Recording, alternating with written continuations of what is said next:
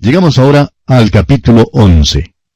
En este capítulo veremos que las quejas y la murmuración del pueblo de Israel desagrada al Señor. Los hijos de Israel ahora parten del monte Sinaí. Los capítulos 11 y 12 de Números cuentan su marcha desde Sinaí hasta Cades. Esta marcha por el desierto debía haber durado solo unos pocos días, para luego haber entrado en la tierra prometida. Pero en lugar de esto, la marcha por el desierto se prolongó por muchos años. Notaremos en este capítulo que cuando se presentaron los problemas, el pueblo comenzó a murmurar. Esta fue cosa seria y tiene algunas lecciones muy importantes para nosotros aquí.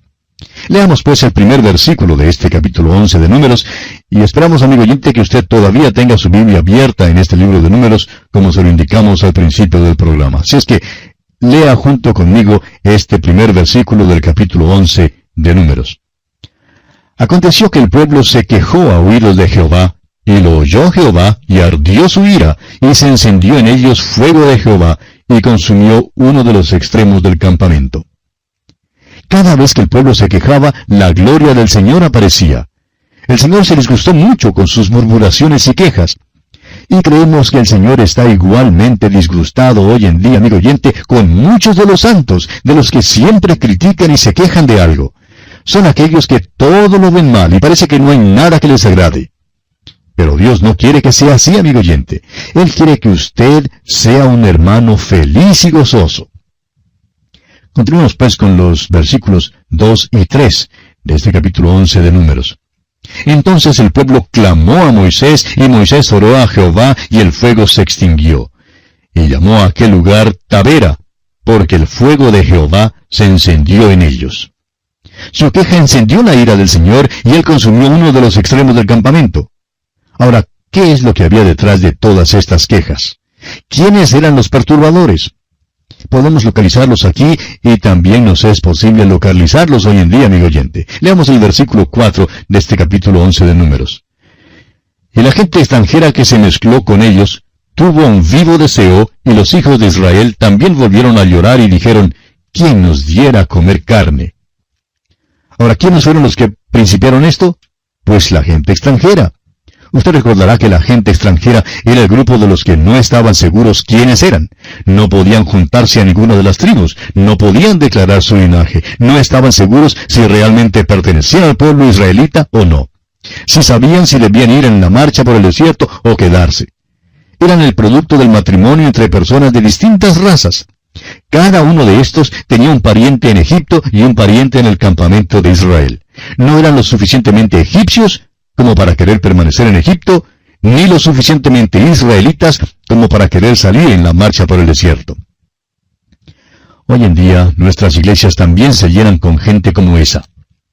Quieren mezclarse con los hermanos y van a la iglesia. Quieren aparecer como personas muy morales, disfrutan de un buen sermón, pero luego, durante la semana, andan con el mundo. Son como la gente extranjera de este pasaje. No están muy seguros a dónde pertenecen, no están seguros de su salvación y por tanto no saben su linaje. Quizá usted, amigo oyente, haya descubierto también que los verdaderos perturbadores en la iglesia son precisamente esta gente extranjera. En realidad acompañan al mundo y al mismo tiempo quieren acompañar a los hermanos. Les gusta asistir a un banquete de la iglesia, pero no les gusta el estudio bíblico. No quieren estar delante en la marcha cerca del arca de Dios. Quieren quedarse atrás porque no están seguros y en cualquier momento pueden tener ganas de volver atrás. No saben lo que creen, nunca están contentos mientras otros se gozan de un tiempo de bendición espiritual. Se sienten incómodos en la iglesia, pero lo curioso es que también se sienten incómodos en el mundo. No les va bien en ninguna parte, son simplemente perturbadores. Ahora, ¿qué cree usted que realmente les hacía falta? Leamos los versículos 5 y 6 de este capítulo 11 de Números. Nos acordamos del pasado que comíamos en Egipto de balde, de los pepinos, los melones, los puerros, las cebollas y los ajos. Y ahora nuestra alma se seca, pues nada sino este maná ven nuestros ojos. Escuche usted lo que dicen que les faltaba. Parece que solo les gustaba comer condimentos, con la excepción del pescado. No se podía pescar en el desierto porque no había ningún lago por allí. Pero se acordaban del pescado que comían allá en Egipto. ¿Cómo le parece a usted? Allí comían todo el pescado que querían. Tanto pescado comían que creemos que en Egipto se cansaban de comer pescado, pero ahora en el desierto se acuerdan del pescado. ¿Cómo le parece? Y dice el versículo 4 que tuvieron un vivo deseo. Deseaban las cosas que crecen en la tierra o que crecen debajo de la tierra. Querían las cosas terrenales de este mundo. Y lo lamentable, amigo oyente, es que pronto los hijos de Israel también se contagiaron con este espíritu de queja y por tanto empezaron a llorar junto con la gente extranjera. Esta era como una enfermedad contagiosa que pasaba por todo el campamento. Y antes de mucho, todos comenzaron a llorar acordándose de Egipto. Es interesante ver que lo que les hacía falta no tenía ningún verdadero valor nutritivo en cuanto a las calorías y vitaminas. Eran los condimentos que hacen que la comida tenga buen gusto. Ahora, la comida puede tener buen gusto, pero el que come mucha cebolla y mucho ajo, pues no tiene siempre el aliento y no es muy acogido por los demás. Pero estas eran las cosas que ellos recordaban. Y para el colmo vemos en el versículo 6 que comienzan a quejarse del maná. Tienen maná para comer y este es provisto de una manera milagrosa todos los días y sin embargo no les gusta. Bueno, sigamos leyendo ahora y veamos lo que dicen los versículos 7 al 9 de este capítulo 11 de Números. Y era el maná como semilla de culantro y su color como color de bedelio. El pueblo se esparcía y lo recogía y lo molía en molinos o lo majaba en morteros y lo cocía en caldera o hacía de él tortas. Su sabor era como sabor de aceite nuevo. Y cuando descendía el rocío sobre el campamento de noche, el maná descendía sobre él. El Espíritu de Dios nos explica aquí por segunda vez lo que era el maná. No era una comida monótona, aún más. Era una fuente milagrosa de buena salud. El hecho es que cuando lleguemos al libro de Deuteronomio, notaremos que al seguir marchando por el desierto, sus pies no se hinchaban, no se enfermaban del beriberi porque comían el maná. Ese maná contenía todas las vitaminas que ellos necesitaban. Era el alimento de Dios. Aquel maná les daba una alimentación completa. Y es un cuadro del Señor Jesucristo, quien es todo en todo para nosotros y de la palabra de Dios que revela a Jesucristo. Había varios modos de preparar el maná. Lo podían hornear, freír o moler para hacer pan o torta. La señora de Moisés debe haber guardado el libro de recetas con las diferentes maneras de preparar el maná. Pero el Espíritu de Dios está diciendo aquí que este era un alimento adecuado, una comida maravillosa, y nos está enseñando que los hijos de Israel despreciaron esta comida. Pero bueno, no vamos a sentarnos aquí para decir lo terribles que eran los israelitas. ¿Qué le parece todo esto a usted, amigo oyente? Ese maná habla de Cristo. ¿Cuál es, pues, su opinión en cuanto a Él? ¿Se ha cansado usted de Él alguna vez? ¿Sabe usted, amigo oyente, que algunos miembros de iglesias se cansan del maná? Que dicen que el pastor los domingos solo predica el Evangelio y da una invitación. Muchos son los que se cansan del estudio bíblico. Y creemos que podemos decir que el segmento más grande de la iglesia de hoy en día no quiere el estudio bíblico. Simplemente no lo quieren. Y hoy en día ese es el apuro de la iglesia, el de rechazar el maná. Dios nos ha dado su palabra y debemos comer de ella. El tratar de alimentarse en otro lugar o de otra manera es rechazar el maná que Dios nos ha dado. Veamos ahora la queja de Moisés. Después de esto, hasta Moisés se pone un poquito cansado de esa gente, y tenemos que confesar que simpatizamos con él. Leamos los versículos 10 al 15 de este capítulo 11 de Números.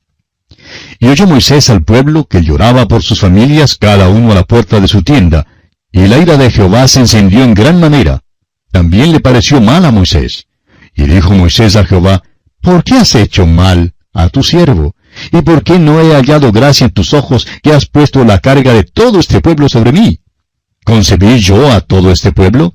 ¿Lo engendré yo para que me digas, llévalo en tu seno, como lleva la que cría al que mama a la tierra de la cual juraste a sus padres? ¿De dónde conseguiré yo carne para dar a todo este pueblo? Porque lloran a mí diciendo, danos carne que comamos. No puedo yo solo soportar a todo este pueblo que me es pesado en demasía. Y si así lo haces tú conmigo, yo te ruego que me des muerte, si he hallado gracia en tus ojos, y que yo no vea mi mal. Ahora, ¿se está quejando Moisés? Creemos que sí, amigo oyente. Nos parece que sí, que se está quejando aquí. Moisés no era un hombre perfecto en ninguna forma, Era simplemente un sencillo ser humano que era usado poderosamente por Dios. Moisés dijo que prefería morirse a tener que sufrir lo que sufría con esta multitud. Y creemos que estamos de acuerdo con él, que era muy difícil. Era difícil en gran manera soportar a esta gente. Y bien, amigo oyente, tenemos que detenernos aquí por hoy, porque nuestro tiempo una vez más ya se ha agotado. Continuaremos Dios mediante en nuestro próximo programa. Que Dios le bendiga rica. Continuamos hoy estudiando el capítulo 11 de Números, y en nuestro programa anterior estábamos hablando de la queja de Moisés. Y vimos en los versículos 10 al 15 cómo Moisés elevó su queja a Dios. Y dijimos que Moisés no era un hombre perfecto de ninguna manera. Era simplemente un sencillo ser humano que era usado poderosamente por Dios. Ahora Moisés dijo que prefería morirse a tener que sufrir lo que sufría con esta multitud. Y creemos que estamos de acuerdo que era muy difícil soportar a esa gente. Hay pastores y obreros cristianos que sufren de úlceras y colapsos nerviosos, amigo oyente. Hay algunos hombres que hasta han salido del ministerio. Han hecho lo mismo que quiso hacer Moisés. Se han quejado al Señor de que la carga era demasiado grande para ellos. Se han cansado de soportar las críticas, las quejas, el lloriqueo y las dificultades. Pero veamos ahora en el versículo 16 la respuesta de Jehová para Moisés. Leamos el versículo 16 de este capítulo 11 de Números. Entonces Jehová dijo a Moisés, reúneme 70 varones de los ancianos de Israel, que tú sabes que son ancianos del pueblo y sus principales, y tráelos a la puerta del tabernáculo de reunión, y esperen allí contigo. Ahora Moisés se equivocó al quejarse de esta manera a Dios. Moisés dijo que él era el que estaba llevando todo el pueblo. Bueno, él no era el que estaba llevando al pueblo. Dios nunca le pidió hacer eso. Dios era quien les estaba llevando y también a Moisés. Pero Moisés no confiaba completamente en el Señor. Ahora Dios dice, está bien Moisés, te ayudaré, si eso es lo que quieres. Dios paciente y bondadosamente provee entonces a algunos asistentes para que le ayuden a Moisés. 70 ancianos fueron nombrados para ayudarle. A propósito, este grupo de 70 ancianos continuó por toda la historia de Israel. En los tiempos del Señor Jesucristo se llamaba el Sanedrín. Una noche este grupo se reunió y decidió dar muerte al Señor Jesucristo. Creemos que quizá Moisés no debió haber fundado esta organización. Amigo oyente, estamos propensos a creer hoy en día que si multiplicamos los comités de las iglesias y modernizamos las organizaciones y los métodos, que eso resolverá los problemas. Bueno, no ha resuelto los problemas porque lo que necesitamos, amigo oyente, no son más organizaciones, no son más comités, no necesitamos más sanedrines. Continuemos ahora con el versículo 17. Veamos lo que dice el Señor aquí en el versículo 17 de este capítulo 11 de Números. Y yo descenderé y hablaré allí contigo, y tomaré del espíritu que está en ti, y pondré en ellos, y llevarán contigo la carga del pueblo, y no la llevarás tú solo. Dios había llamado a Moisés a dirigir al pueblo, y Dios proveería la fuerza para capacitar a Moisés. Dios siempre provee la fuerza necesaria, amigo oyente. Nunca pide que hagamos más de lo que podemos hacer. Si es que usted cree, amigo oyente, que está trabajando demasiado, bueno, quizás sea verdad que esté trabajando demasiado. Quizás esté haciendo más de lo que Dios quiere que usted haga. Dios no sobrecarga a los que son de Él. Continuemos ahora con el versículo 18. Pero al pueblo dirás, santificaos para mañana, y comeréis carne, porque habéis llorado en oídos de Jehová, diciendo, ¿quién nos diera a comer carne? Ciertamente mejor nos iba en Egipto. Jehová pues os dará carne, y comeréis. Ahora Dios dijo, ¿quieren comer carne? Pues bien, voy a darles carne. Y veamos lo que ocurre aquí en los versículos 19 y 20. No comeréis un día, ni 2 días, ni 5 días, ni 10 días, ni 20 días, sino hasta un mes entero, hasta que os salga por las narices y la aborrezcáis, por cuanto menospreciasteis a Jehová, que está en medio de vosotros, y llorasteis delante de él, diciendo, ¿para qué salimos acá de Egipto? Es interesante leer el comentario que el Espíritu de Dios hace en cuanto a este incidente. El Salmo 106 es un salmo histórico, y leemos allí en el versículo 15, y él les dio lo que pidieron, mas envió mortandad sobre ellos. Ahora Dios oyó su queja y contestó sus oraciones. Nos imaginamos que algunos andarán contando cómo Dios les ha contestado las oraciones. Pero fíjese usted, amigo oyente, que en este caso, Él envió mortandad sobre ellos. Nunca debemos perder de vista el hecho de que debemos siempre hacer que sean conocidas nuestras peticiones delante de Dios con acciones de gracias, como lo dice el apóstol Pablo en su carta a los Filipenses, capítulo 4, versículo 6. Estemos agradecidos, porque sabemos que Dios oirá y contestará nuestras oraciones, aunque la mayoría de las veces acontezca que Dios conteste que no, la cual también es una buena respuesta. Hemos descubierto durante los años que muchas veces la negativa de Dios ha sido la mejor respuesta. A veces las cosas por las cuales oramos no constituyen lo que es mejor para nosotros. Si imploramos y nos quejamos lo suficiente, bueno, Dios contestará nuestra oración según nuestro deseo, pero nos exponemos al peligro de que Él envíe mortandad sobre nosotros, y creemos que quizá eso nos sucede muchas veces a los cristianos. Un cierto hombre que era oficial en una iglesia, en cierta ocasión se acercó a su pastor y le pidió que orara por él. Su negocio estaba casi en la bancarrota, y le pidió al pastor que orara para que el Señor bendijera su negocio. Le informó al pastor que esto le ofrecía una oportunidad para hacerse rico si lograba pasar por este período crítico. El pastor era un predicador joven y, bueno, decidió orar inmediatamente por este hombre. Y oró pidiendo que el hombre ganara mucho dinero y que Dios estableciera su negocio. El hombre también oró. Dios oyó esas oraciones y el hombre se enriqueció. Pero, amigo oyente, esto fue la peor cosa que jamás pudo haberle acontecido. Tenía una buena familia hasta cuando ganó su dinero, el dinero que él dijo que necesitaba, pero después perdió a todos los hijos. ¿Se fija usted, amigo oyente? Dios concedió su petición y le dio dinero, pero envió mortandad sobre él. Sobre esto, dice el apóstol Santiago en su carta, capítulo 4, versículos 2 y 3, «No tenéis lo que deseáis porque no pedís. Pedís y no recibís porque pedís mal para gastar en vuestros deleites». Ahora Dios le dice a Moisés que por un mes entero comerán carne hasta cuando llegue a serles repugnante.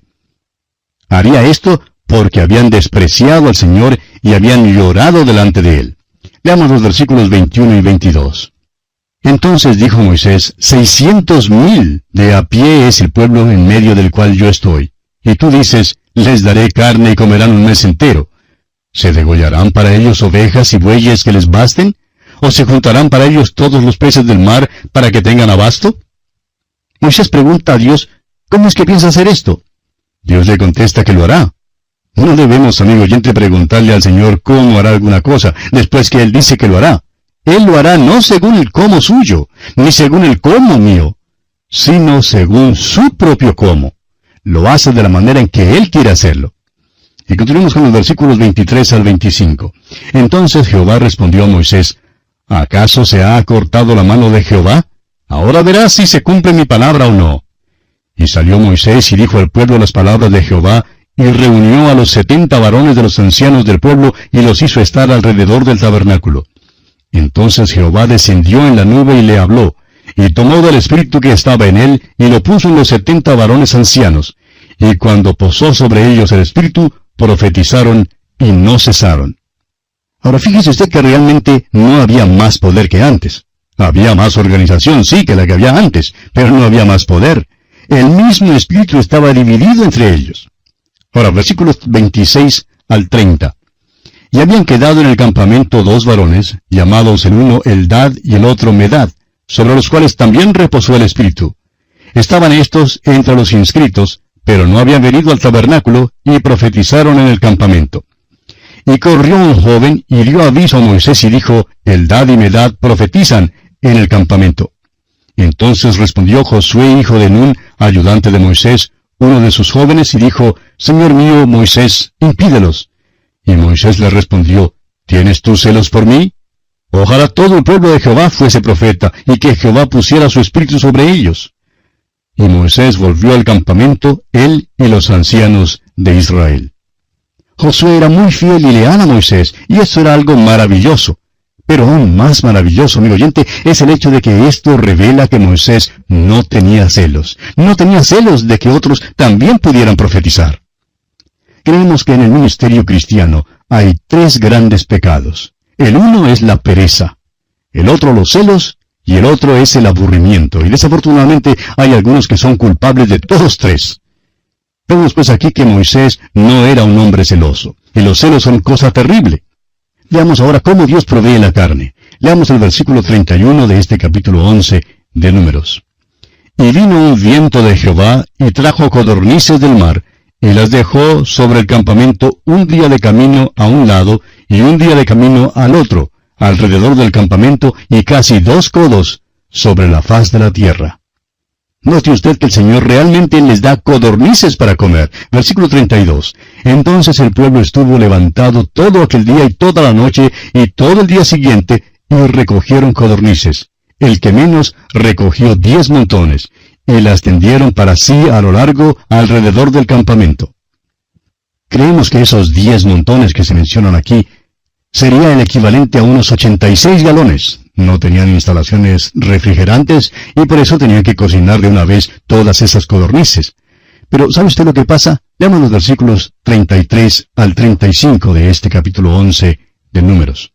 Aún estaba la carne entre los dientes de ellos antes que fuese masticada, cuando la ira de Jehová se encendió en el pueblo, e hirió Jehová al pueblo con una plaga muy grande. Y llamó el nombre de aquel lugar Kibrot Hataava, por cuanto allí sepultaron al pueblo codicioso. De Kibrot Hataava partió el pueblo a Aserot, y se quedó en Aserot. Como usted ve, demostraron una verdadera glotonería. Despreciaron el maná que Dios les había provisto antes. Y Dios, amigo oyente, juzga tales cosas y todavía lo hace. Recuerde que el apóstol Pablo escribió allá en su primera carta a los Corintios, capítulo 11, versículo 31 y 32, «Si pues nos examinásemos a nosotros mismos, no seríamos juzgados. Mas siendo juzgados, somos castigados por el Señor para que no seamos condenados con el mundo». Y así, amigo oyente, concluimos nuestro estudio de este capítulo 11 de Números.